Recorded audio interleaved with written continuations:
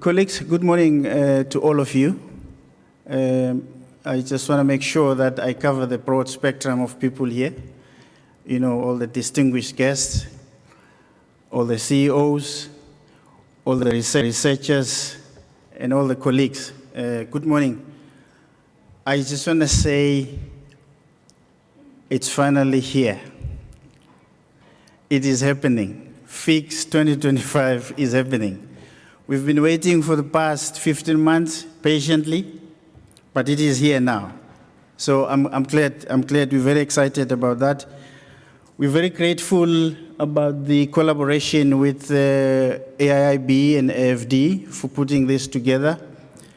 And my colleagues, Thomas Melanio and Eric Begloff, are here to assist me welcome all of you into this GRN opening. And we will also have Professor Suyu coming up to talk about the database a little bit. We've got very compressed and short time to cover all this, about 30 minutes to be precise, and then we will be out of here. So welcome to each and every one of you to this beautiful country of ours, South Africa, but also to this beautiful city of ours, Cape Town, as well as this particular summit, Finance in Common 2025. We are certain that you are going to enjoy every minute of it. And we believe we have put together quite a strong program for you over the next 3 days. I am told that the take-up at the registration downstairs is over 1,200 already, pages that have been collected, so that's a good sign. And we've got quite a number of formal and informal conversations taking place, both on the program that you have seen, but also outside of the program, private meetings.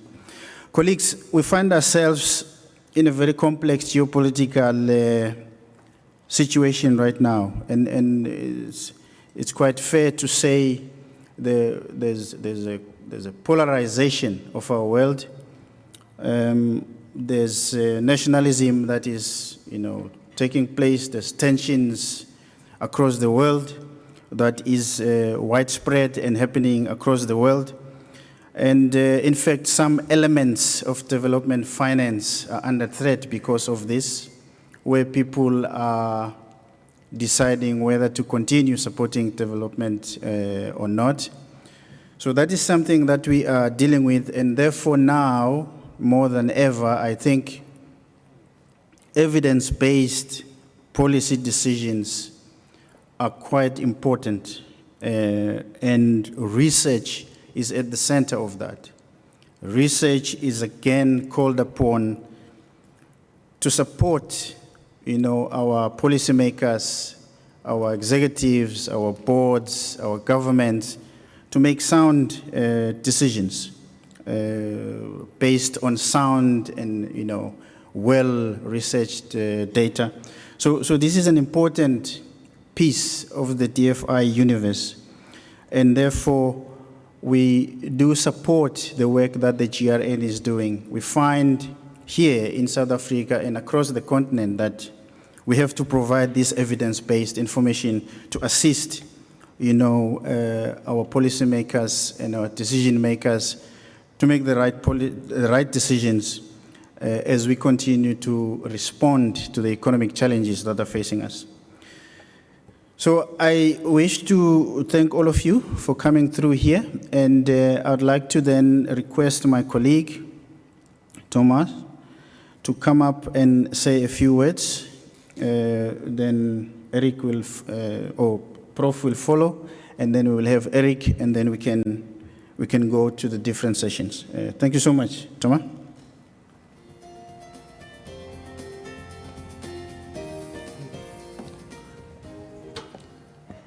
Well, thank you so much, Zef, for your warm welcome. And again, let me appreciate the role of DBSA in South Africa for this G20 and FiCS that take place at the same time, which is which has nothing to do with chance. It was a plan to support multilateralism at a time, as you said it, Zef, when it's being challenged. So congratulations for taking up the flame of FiCS and rising up to the challenge.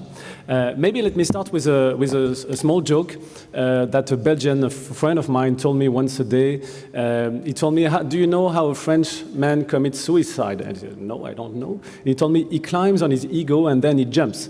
Why am I saying so? Because probably we decided when we launched with other colleagues FiCS and launched an adventure that truly was too big for ourselves. The ambition, and I think it's still the ambition, is to think at systemic level and to be able to play on the world stage and also to imagine and try to change the financial architecture.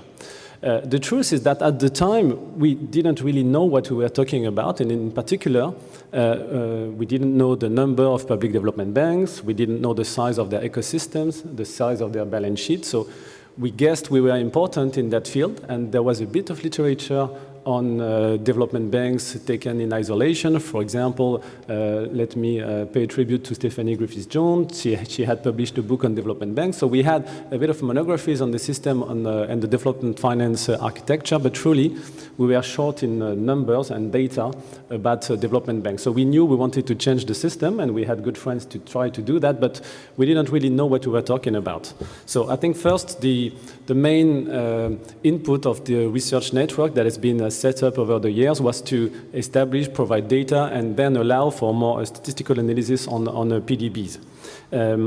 So now we have a bit more of an idea of what the development finance architecture is, and Janjun will give a bit more details based on the database, but let me probably spend a bit of time on just to identify the sort of questions we were asking ourselves.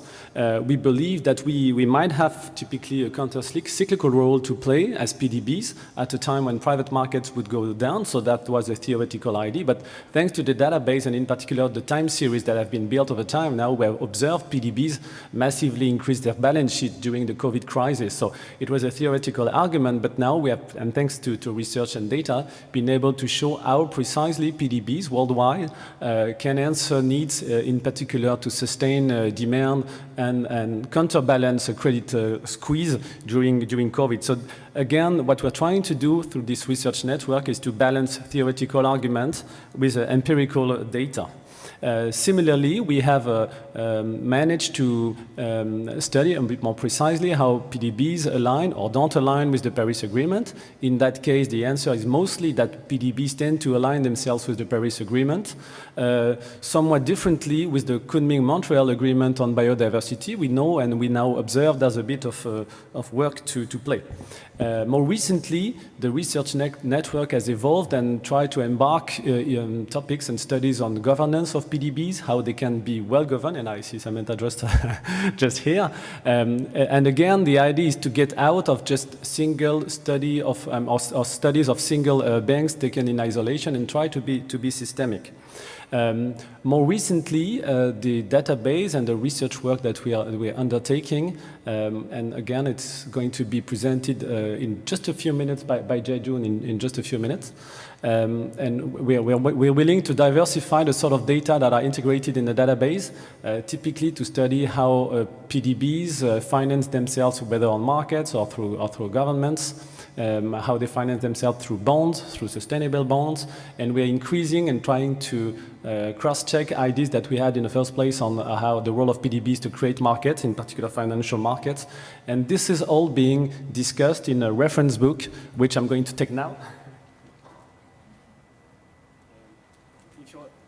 If you're interested in that literature, you will find a number of articles on how typically PDBs can be counter-cyclical or not.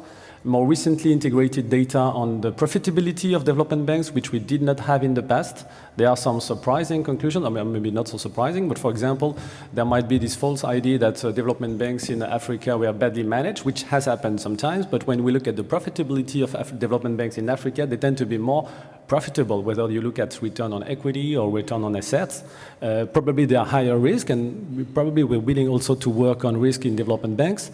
But this is really the reference book, a manual that you can use very regularly to check IDs and also to assess data. And then we have a book, but also a website that's being managed by the Peking University to check ideas, get info about various PDBs, and that's very important for the research work. So again, all the research work that was undertaken comes really in mirror of the FiCS dynamics. And it's when there are some strong political, institutional questions that we are trying to identify them through research. This is all to say that we are going to be available in the next days during FiCS, so don't hesitate to come and see us, whether Zef, Eric, myself, or Jajun. Thanks a lot again for taking the time to join this session, and I'll be willing for further discussion later on during FiCS. Thank you so much.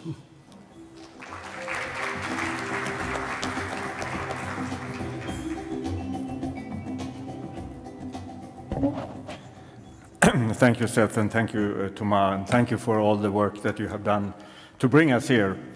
It's an incredible place on earth, and with such beauty and also the spirit that this country has in terms of music, laughter, development spirit, trying to find its own way.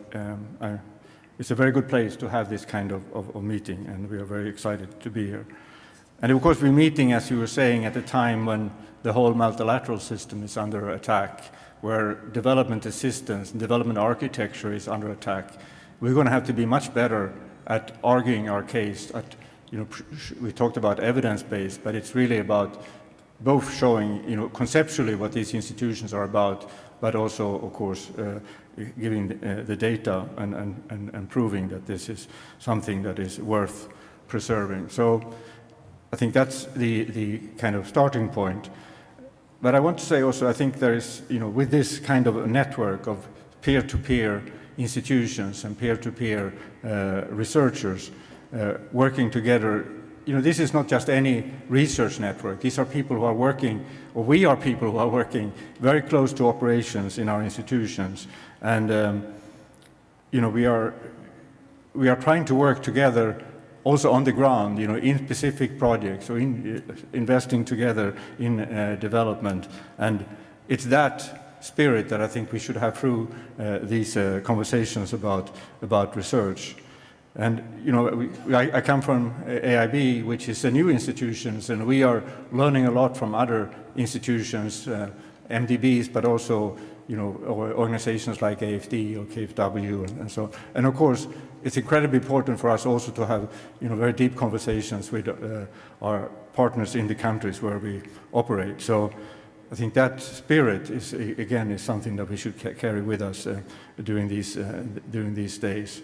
And of course, research also has this very important function that it's, that's how ideas emerge, that's how ideas are tested, and also how ideas become locally owned. And so, the fact that we're having research in these institutions on the ground is extremely important for the evolution of our thinking, or the evolution of these institutions.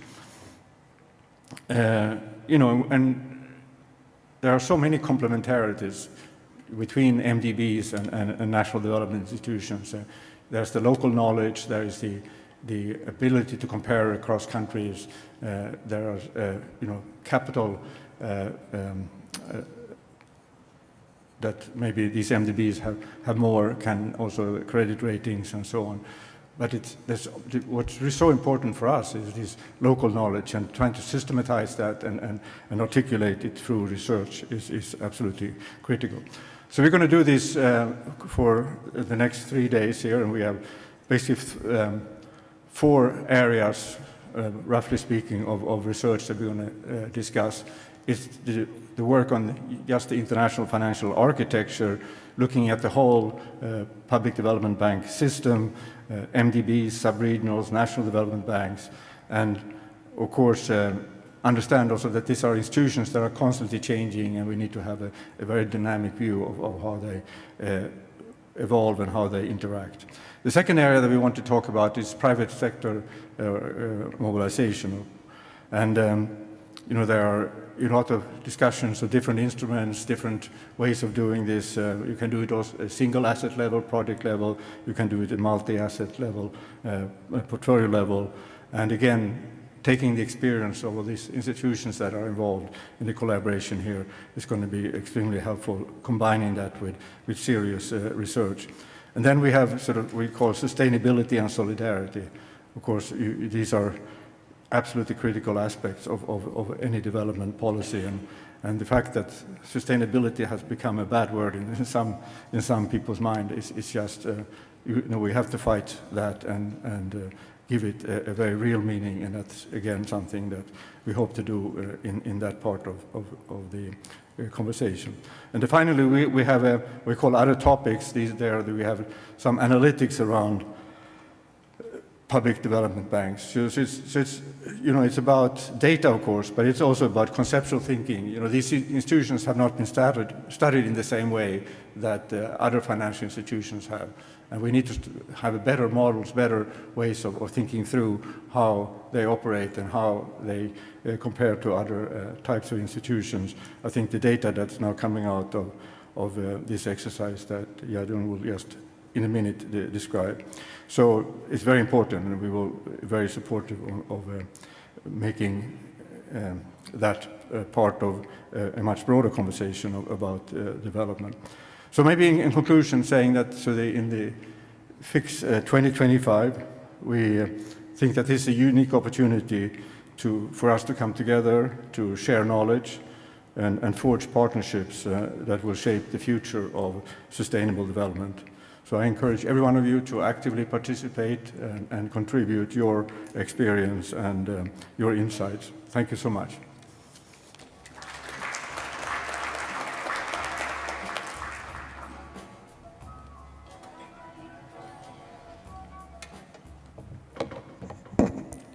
Well, thank you, Des, Thomas, and Eric for your very inspiring opening remark to kickstart the GR session today. Dear colleagues and distinguished guests, I'm very delighted to have the opportunity to present to you the vision, progress, and prospects of building the first global database on public development banks and development finance institutions. So let me start with the vision. What has motivated me to initiate to build this global database on PDBs about 8 years ago at Peking University? And to answer this question, I would like to start with the big picture. As we know, achieving SDGs have encountered compelling challenges, such as combating climate change, filling infrastructure gaps, and even coping with population aging and preventing pandemics. But private sector alone is not willing and able to take up the task by themselves. It is a high time to call for a transformative state paradigm and to foster the economic transformation in a sustainable and equitable manner. To achieve this goal, PDB are potentially agent to act as a public entrepreneur. They are also on the trend of renaissance, as we see that both MDB and new NDB has been recently established to tackle economic, social, and environmental challenges. Despite their potential practical significance in practice, it is very unfortunate that PDB is a very understudied field of inquiry in the mainstream economics. And a major reason behind the positive research is lack of data. So before my team to initiate this database initiative, we didn't know how many PDBs we have, because we don't have a comprehensive list of PDB, let alone the size, role, and performance of these important institutions. So to fill the data gap, I initiated to build this database, and the vision is really want to collect original data to foster frontier research in order to unleash the full potential of PDB to achieve SDGs. And I'm very glad that I've got the opportunity to work very closely with colleagues from AFD and 4D and other stakeholders, and to collaborate to build this database and to provide this public good to our community of researchers and practitioners. And then I would like to share with you the progress that we have achieved in the past 80 years. And we have made 3 main progress. And the first one is to build a comprehensive and reliable list of PDB and DFIs worldwide, which help us to foster the coalition of the Finance in Common Summit.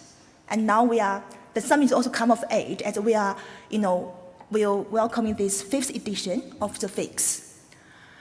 In order to take up this challenge, we have to answer a fundamental question, the what question. What are the essential features of PDB that distinguish this financial arrangement from other similar institutional arrangements?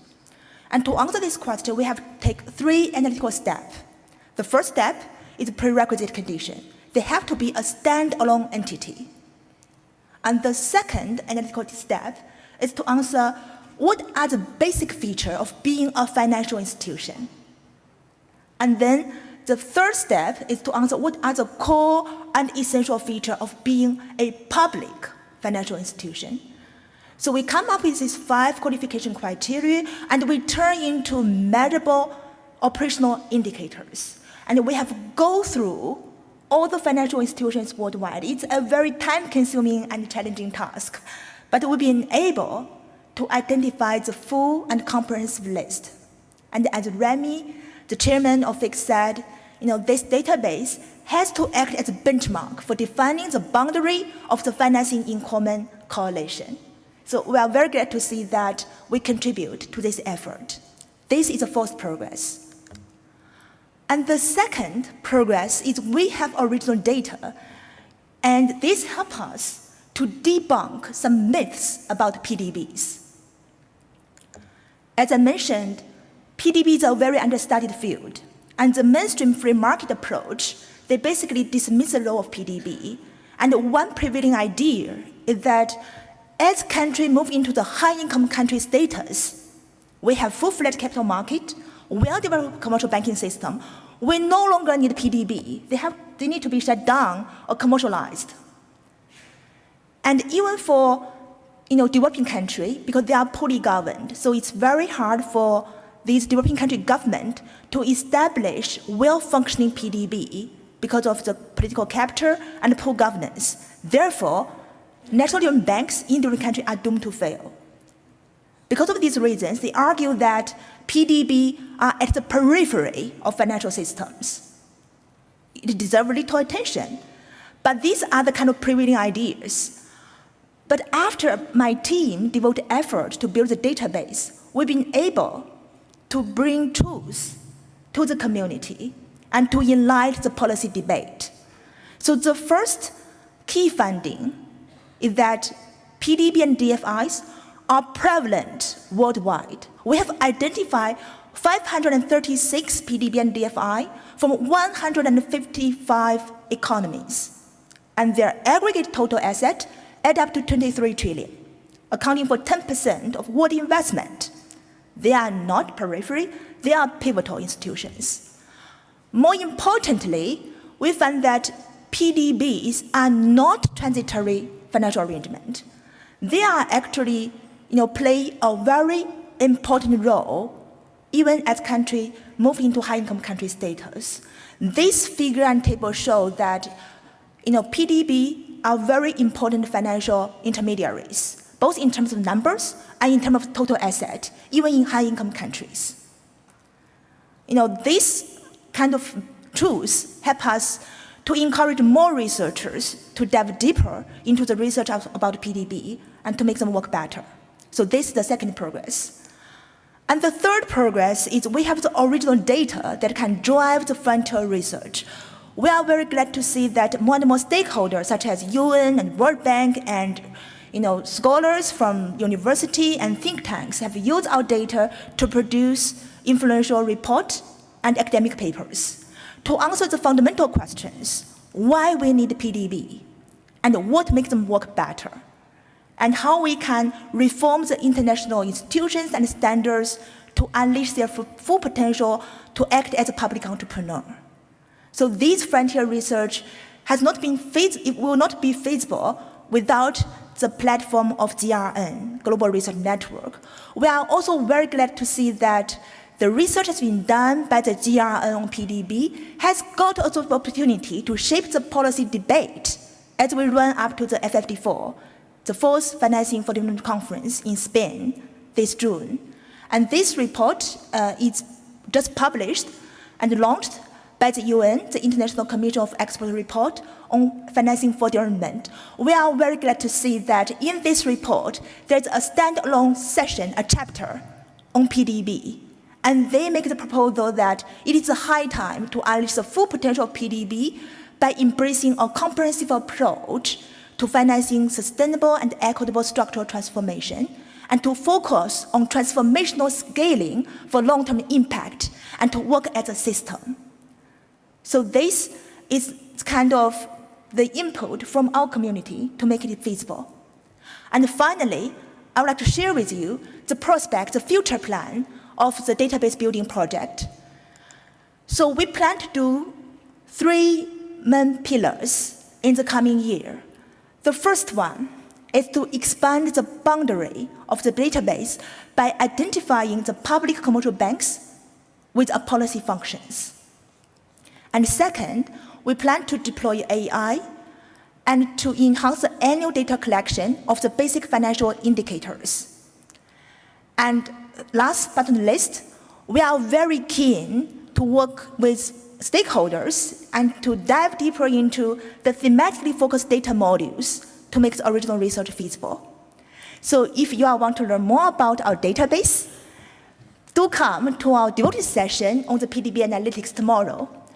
And we will launch our flagship database report where we have collected 7 financial indicators for 6 years. So we will also have the research that has been done based on this original data. So I do hope that in the coming year, we can work together as a community and to fulfill the vision, unleash the full potential of PDB to achieve SDGs. Thank you so much.